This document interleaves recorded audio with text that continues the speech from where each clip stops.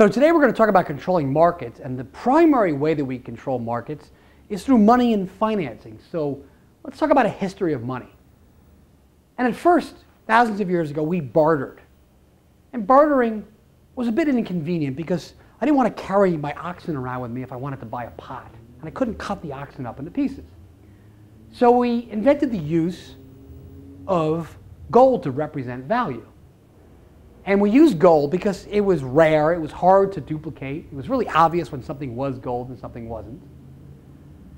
And then pretty soon we started creating gold coins because it was kind of a pain to walk around with golden nuggets and chop it up into pieces and weigh it and that sort of thing.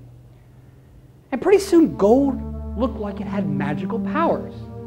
You could buy food with gold. Gold radiated with magic, it appeared. And then as people started collecting gold, it became a bit of inconvenient to carry all that gold around, and it was dangerous. Somebody could steal all your gold. Where are you going to put it? In your house? They could steal it from your house. So somebody decided to open up a bank. We would give him gold, and he would give us an IOU. And we knew this person. If we gave him an IOU and he didn't give us our gold back, we would kill him. And business thrived. Pretty soon it was actually easier to just trade the IOUs around, rather than go to the bank and get my gold. And then bankers invented ledgers and things that allowed you to trade IOUs around. And the economy thrived again. Villages grew even more. Pretty soon they realized these IOUs had to be printed to be more reliable and harder to counterfeit. So they created money. Business thrived even more. And then the bankers realized, wow, I've got a lot of gold just sitting in here. Why don't I lend it to people? Well, the problem was that there were enough notes out there to match the gold. So they started printing more notes. Nobody knew they were printing notes. And they were banking on the idea that there wouldn't be a bank run.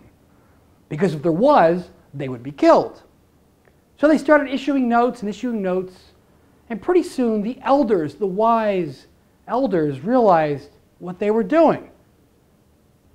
Now the elders were smart enough to know that there was a limit to how far you could do this, because if there was a bank run, they'd all be killed. And the elders weren't going to speak up, because if they did, again, a bank run, and everybody would be slaughtered. Panic would ensue. And by the way, the economy was thriving. They were building boats. It was all about generating hope. This was black magic to them. And so the elders knew there had to be some kind of limits on it. They weren't quite sure how to manage this black magic. But they started praying to the black magic god of money to give them wisdom about how to restrain the amount of lending that happened. And they did it by negotiation, by just sheer guesswork. And today we still don't know what those numbers are in terms of our percentage reserves and things like that. And a bit of an aristocracy was born there. The elders knew what was going on, the bankers and so on. And pretty soon they started building big banks where they could trade these banknotes across different nations, and colonialism was born. Business thrived, commerce thrived. And some countries initially started going after resources in other countries, and they focused on food. They focused on coffee and sugar cane, spices, things that you could consume. But after a while, some nations decided they were just going to focus on gold. After all, gold was worth something, wasn't it? Gold was magic. The problem is everybody can't focus on gold. The problem with gold is you can't eat gold. You can't wear gold, although some people can. Some nations didn't seem to realize that, and inflation was born.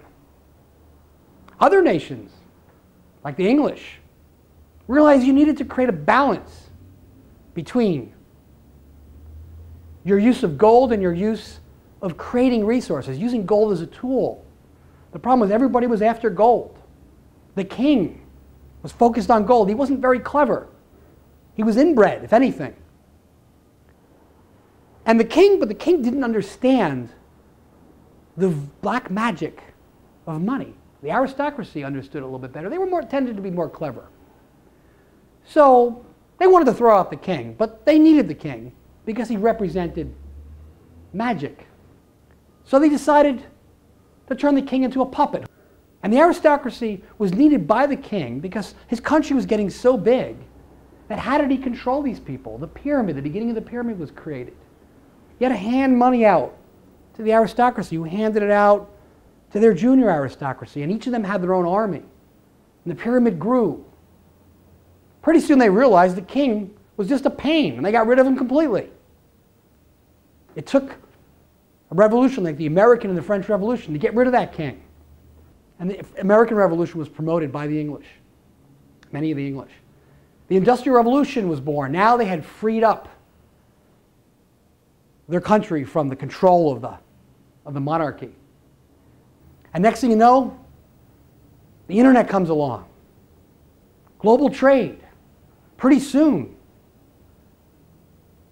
we had to start moving up the pyramid. People started having to create more jobs that were at higher levels. Finance people, product managers, engineers. But the water level kept rising in our pyramid as other people, other countries became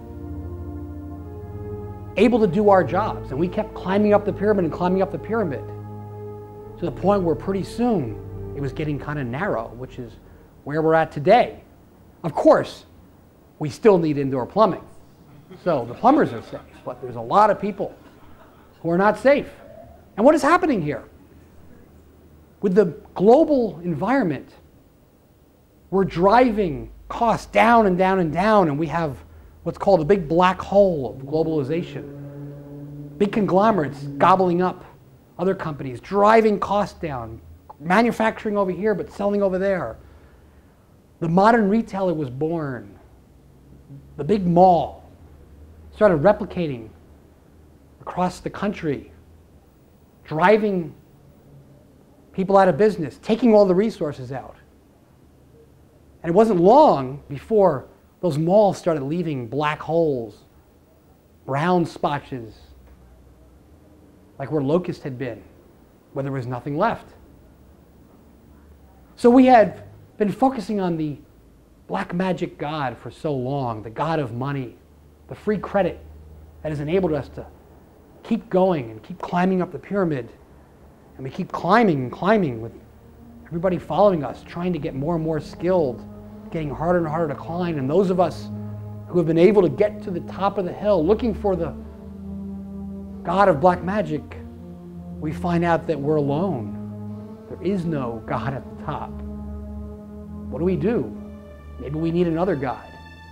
And that's why we're here today, to try to understand, where are we right now?